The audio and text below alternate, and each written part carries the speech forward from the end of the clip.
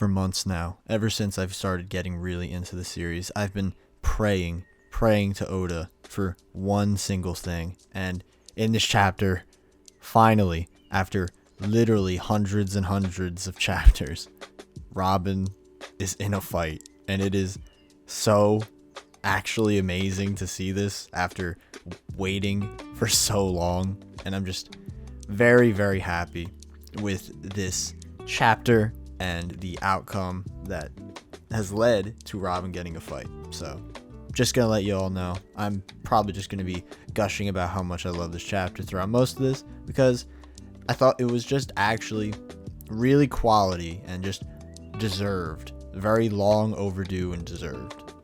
But I'll actually talk about the chapter in chronological order before really just gushing about how amazing this fight is for Robin and all that stuff. So the chapter actually starts with Kaido and Yamato continuing their battle from the end of the last chapter, which is really cool. We actually get to see Yamato do a really kind of strange fire breathing technique that contrasts with Kaido's Boro breath.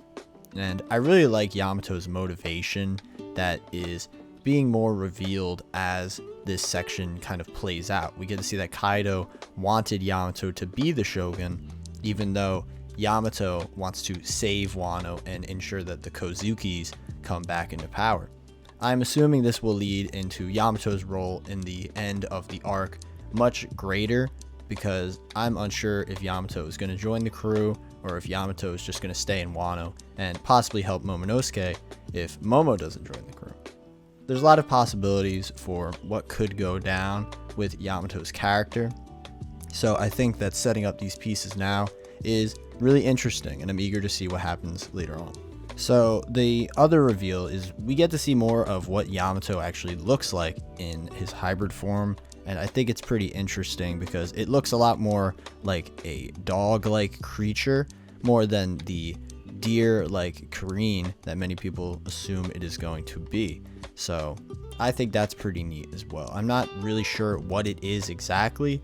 The chapter calls it a Oguchi no Makami, which I personally have never heard of, but it apparently translates to large mouth guardian wolf, and that fits very well into the idea that Yamato is trying to protect Wano and ensure the future of Wano is being saved from people like Kaido and Orochi, and that the place is actually restored to what it used to be. Alright, now the Robin fight begins, and oh my god, what a amazing bait and switch to do instantaneously by showing three absolute legends of the One Piece world with Robin's mom, Professor Clover, and one of the most slept on characters in One Piece, Jaguar D. Saul.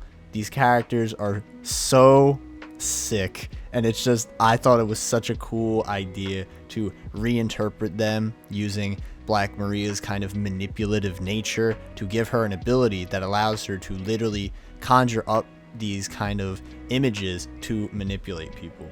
And seeing Robin so genuinely happy seeing these people was just really crushing, you know, because Robin is just in perpetual suffering throughout most of the story. And personally, the one that got to me was when Saul starts doing the dare she laugh, because oh my god, that just triggers like war flashbacks. So while Brook and Robin are running away, Robin talks about how why didn't Brook like get deceived by these illusions as well, and we get a really kind of sad yet wholesome at the same time scene. I am still like conflicted on it, but Brook talks about how he would always see the illusions of his past crewmates over the past 50 years while he was on the ship in the Florian Triangle, and Robin says, oh, we're like two peas in the same pod, and that it was really cool but also like sad. So really cool moment though, like still weird undertones, but I really did enjoy that scene a lot. We then get to see Black Maria start attacking them once again, and it's revealed that the weird face on her weapon is actually a pug smile, And I gotta say, we've seen a lot of really bad, like, headliners, like people who've just got their bodies completely mutilated by having a smile fruit and actually getting these abilities. This dude, I think, has to be one of the worst. Like, he doesn't even have the lower body anymore. It's just a really large human head with a flame-like beard, and then in the wheel it shows a little pug body. I thought that was really funny, but this dude's life has got to be rough. So a specific theme that is going on through this fight that I really enjoy is we get to see a huge contrast between Black Maria and Robin herself. I think it's really cool because Black Maria is meant to be the manipulative, kind of like femme fatale of the Beast Pirates, which is very similar to what Robin was for the Baroque works and pretty early, you know, pre-time skip One Piece. You know, that was like her entire aesthetic. And I think it's especially interesting because Robin and Black Maria, they're forced to go onto the ceiling of the battleground because Black Maria starts lighting the entire floor on fire, and they're both using abilities based on spiders. Black Maria having a spider, you know, devil fruit, and Robin having the ability that she uses called spider net, which allows her to like morph her hands into like a web kind of like thing. She used this in Dressrosa as well to help the people get on top, uses it as a net to catch people for support, and I thought it was really cool to see this kind of contrast between their both mentalities. I think that the most telling panel of this is when Black Maria is about to attack Robin and she's burning the castle down, and Robin says, "If you keep this up, you're going to burn down the entire castle." And Black Maria just kind of laughs it off. "Are you worried about your enemies? That's rich. If you care so much, surrender and let us catch you." I thought that was a really cool moment because it shows how much Robin has grown from her very isolated, closed-off person to someone who genuinely trusts others once again. While Robin is holding Brook, Brook actually uses his ability to morph into a soul and kind of travel around in order to use an ability called Cold Soul, which goes right into the Pug Smile weapon that Black Maria uses, freezing it completely. He also, at this point, tries to drop onto the ground and completely uses some ice abilities to kind of take all the fire out and allows them to return once again to the floor of the battleground. Black Maria continues to basically berate Robin, saying that she's a burden, that no one will care about her really, no one will fully, you know, trust her because of what she's done in her past. But there's a flashback showing Robin being called by Sanji, and she just smiles. She's not even reacting to all the negative things Black Maria is saying about her. And then Black Maria starts berating Sanji as well, calling him a joke, a laughingstock, and asking he really has the second highest bounty. It's kind of weird.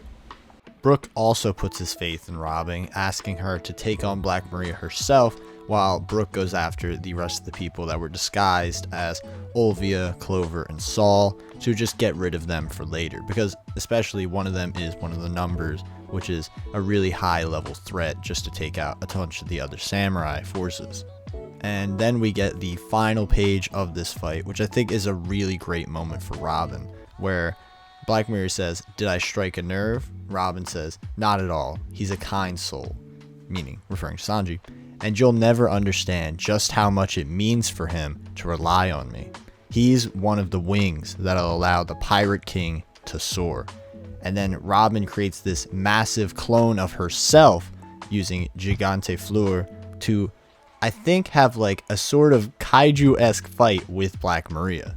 My anticipation for the next chapter is really, really high, not just because of all this cool stuff that happens at the pages following, but also because we might actually get not just a one chapter Robin fight, but a second one. And I'm just like, Oda is blessing me so much. It's like, this is what I wanted for so long. And if this does happen, beyond ecstatic. Insane. Now, the end section of the chapter cuts away from Robin and Brook's fight against Black Maria and shows what Luffy and Momonosuke are up to, because they just so happen to meet back on the Wano mainland.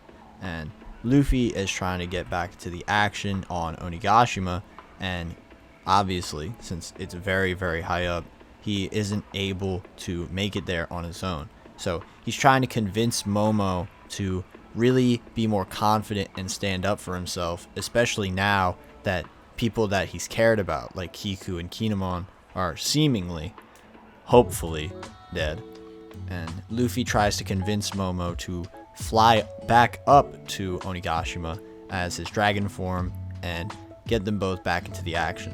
I think this is a really cool idea because many people thought Momonosuke would fly down to save Luffy in his dragon form, but I think this is a really good turnaround as well. And this also adds the idea that Momonosuke will be able to put his own flame clouds around Onigashima if he is able to actually get Luffy up there, which I assume he will, and be able to prevent Onigashima from falling on the mainland of Wano, therefore actually saving them and preventing Kaido's plan from actually working.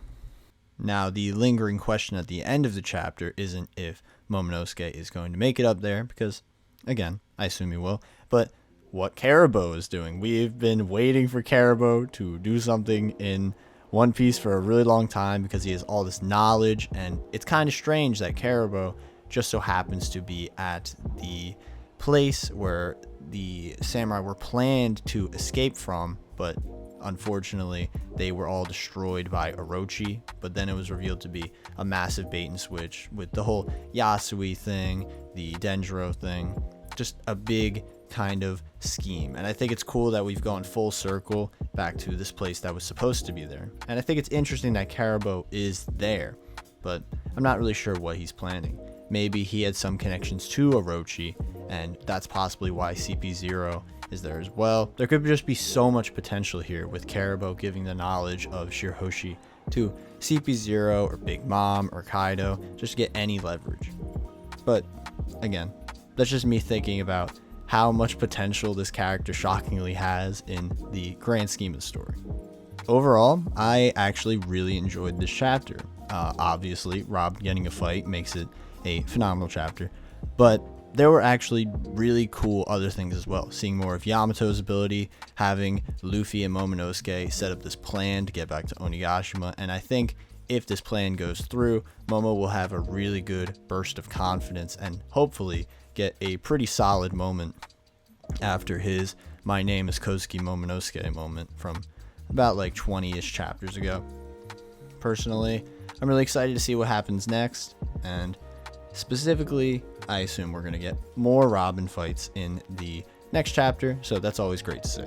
Personally, I would give this chapter a solid 9 out of 10 because, you know, it wasn't like groundbreaking, but there's just a lot of things I liked about it, and huge Robin bias, so, you know, we always love to see that. Anyway, if y'all enjoyed this review, make sure to keep up to date with all the One Piece content. Yes, I know I said I'm going to be making Bleach videos, but how could I give up One Piece? It's too gas for me to ever give up. Anyway, hope you have a good one, and take care.